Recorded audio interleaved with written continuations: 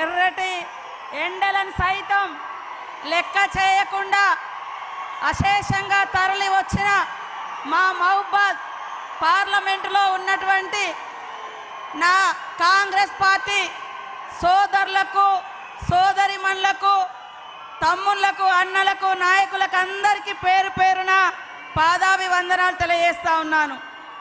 పెద్దలు గౌరవనీయులు నిన్నటిదాకా మన అన్న మన నాయకుడు రాహుల్ గాంధీ గారి కోసం ప్రచారంలో ఉండి రాత్రి అర్ధరాత్రి దిగి తెల్లారే మహబూబ్నగర్ వెళ్ళి అక్కడి నుంచి ఇక్కడికి వచ్చినటువంటి గ్యారంటీలకే గ్యారంటీ మన ప్రియతమ నాయకుడు రేవంత్ రెడ్డి గారికి, అదేవిధంగా సభాధ్యక్షుడు స్థానిక ఎమ్మెల్యే మురళీ నాయక్ గారికి, పెద్దలు గౌరవనీయులు జిల్లా ఇన్ఛార్జ్ మంత్రి సోదరుడు శ్రీనివాసన్న గారికి, పార్లమెంట్ ఇన్ఛార్జ్ పెద్దలు తుమ్మల నాగేశ్వరరావు గారికి, వేదిక మీద ఉన్నటువంటి ఎమ్మెల్యేలందరికీ సీనియర్లకు, ఎందుకంటే టైం చాలా తక్కువ ఉంది కాబట్టి పేరు పేరున వేదిక మీద ఉన్నటువంటి నాయకులకు అందరికీ నమస్కారాలు తెలియజేస్తా ఉన్నాను.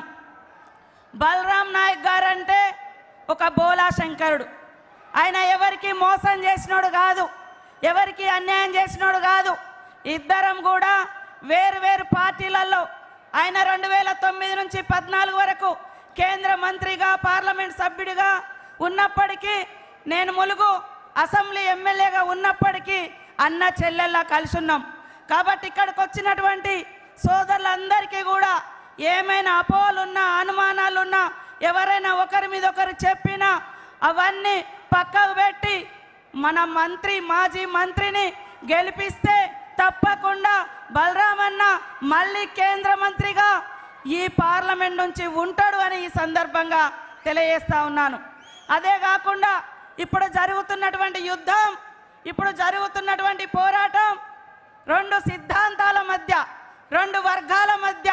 ఒకరేమో ఈ దేశ సంపద దోచుకొని తన దోస్తులకు దోచిపెడుతున్నటువంటి, గాంధీని చంపినటువంటి, ఈ దేశానికి స్వతంత్రం తెచ్చినటువంటి గాంధీని చంపినటువంటి గాడ్సే సిద్ధాంతం అనుసరిస్తున్నటువంటి బీజేపీకి నాయకత్వం వహిస్తున్నటువంటి మోడీ గారికి, ఒకరేమో ఈ దేశం కోసం ప్రాణాలు అర్పించినటువంటి గాంధీ సిద్ధాంతాన్ని, ప్రేమను, అహింసను అనుసరిస్తూ పేదల కోసం అసమాన పోరాట యోధుడిగా తయారై ఈరోజు కన్యాకుమారి నుంచి కాశ్మీర్ వరకు ప్రజల కష్టాలన్నీ తెలుసుకొని నఫరత్ కే దుకాన్ మే నఫరత్ కే బాజార్ మే మొహబ్బత్ కే దుకాన్ కోల్ గయే అనేటువంటి మన రాహుల్ గాంధీ నాయకత్వం వహిస్తున్నటువంటి గాంధీ సిద్ధాంతానికి మధ్య జరుగుతున్నటువంటి పోరాటం. కాబట్టి ఇవాళ పేదల మీద ఎలాంటి ఇబ్బందులు లేకుండా పేదల కష్టాలు తీర్చేటువంటి పార్టీ కాంగ్రెస్ పార్టీ. మీరు ఒక్కసారి ఆలోచించండి, ఈ 10 సంవత్సరాల కాలంలో, మోడీ గారి కాలంలో మీకు గల్లీకి ఒక ఇల్లు వచ్చిందా? గల్లీకి ఒక రోడ్ వచ్చిందా? ఊరికొక ఉద్యోగం వచ్చిందా? జిల్లాకు ఒక ఉద్యోగం వచ్చిందా? బీజేపీ ఏమి ఇచ్చింది అని ఆలోచించండి. బీజేపీ ఏమి ఇచ్చింది? ఏమి ఇవ్వలే. విద్వేషాలు తీసుకొచ్చిర్రు, రెచ్చగొట్టిరు, కొట్లాటలు పెట్టిర్రు, అంతే తప్ప ఉద్యోగాలు ఇవ్వలే, నిధులు ఇవ్వలే. పైనుంచి జిఎస్టీ అనేది తీసుకొచ్చి దేశవ్యాప్తంగా పేదల మీద, ప్రజలు కట్టుకునే బట్టల మీద 12%, విద్య మీద 18%. దేవుడు అంటారు కదా, దేవుడికి భక్తునికి ఉండే అనుసంధానం అగర్బత్తి మీద కూడా 5% జిఎస్టీ పన్నులు వేసి దేశవ్యాప్తంగా 54 లక్షల కోట్ల రూపాయల పన్నులు ప్రజల దగ్గర నుంచి దోచుకొని తన దోస్తులకు దోచిపెడుతున్నటువంటి మోడీ మనకు కావాలా?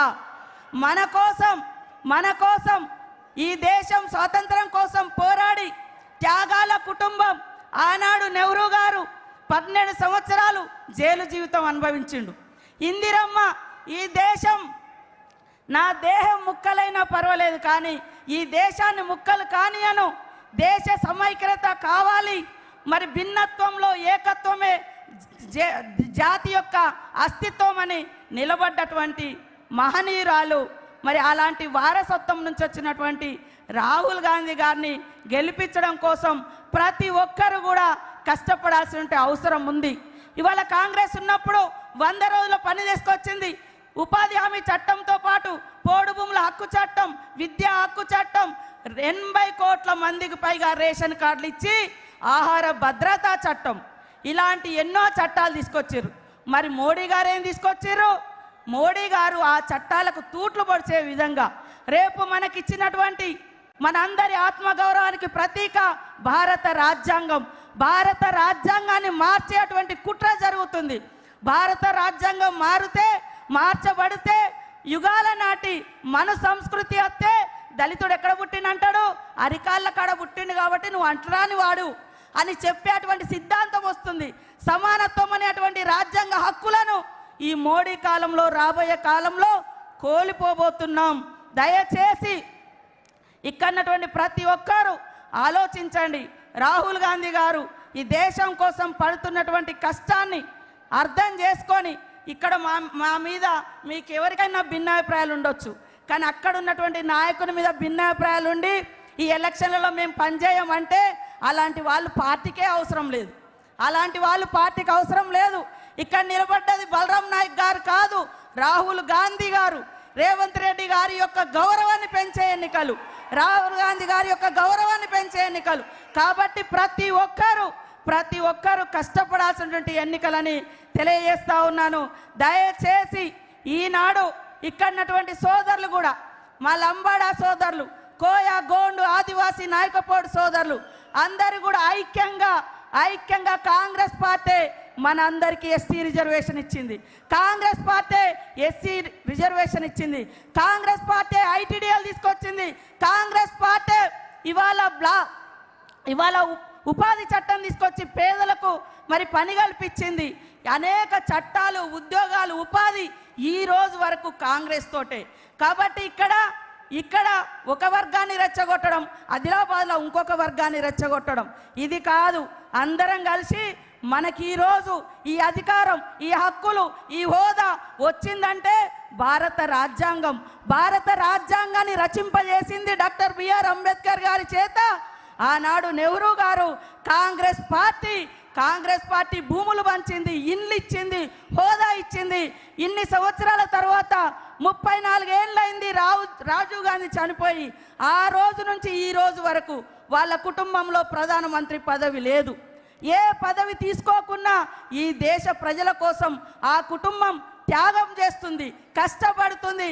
కాబట్టి ఒక్క అవకాశం నెహ్రూ, గాంధీ, ఇందిరమ్మ సిద్ధాంతాలను, ఆదర్శాలను ముందుకు తీసుకుపోవడం కోసం ఈసారి ఖచ్చితంగా రాహుల్ గాంధీ గారిని ప్రధానమంత్రి చేయాల్సిన అవసరం ఉందని తెలియజేస్తా ఉన్నాను. ముఖ్యంగా ఇక్కడ లంబాడా సోదరుడైనటువంటి మనందరి అభిమాన నాయకుడు మరి బలరాం నాయక్ గారు అన్ని కులాలతో, అన్ని మతాలతో, అన్ని వర్గాలతో అన్యోన్యంగా ఉండేటువంటి వ్యక్తి. కాబట్టి ఆయనకి ఇచ్చినాం. అదే విధంగా ఆదిలాబాద్లో ఒక ప్రశ్నించే గొంతుక, ఒక మానవ హక్కుల కార్యకర్త, ఒక సామాన్య టీచర్ గోండు తెగకు ఇవ్వడం జరిగింది.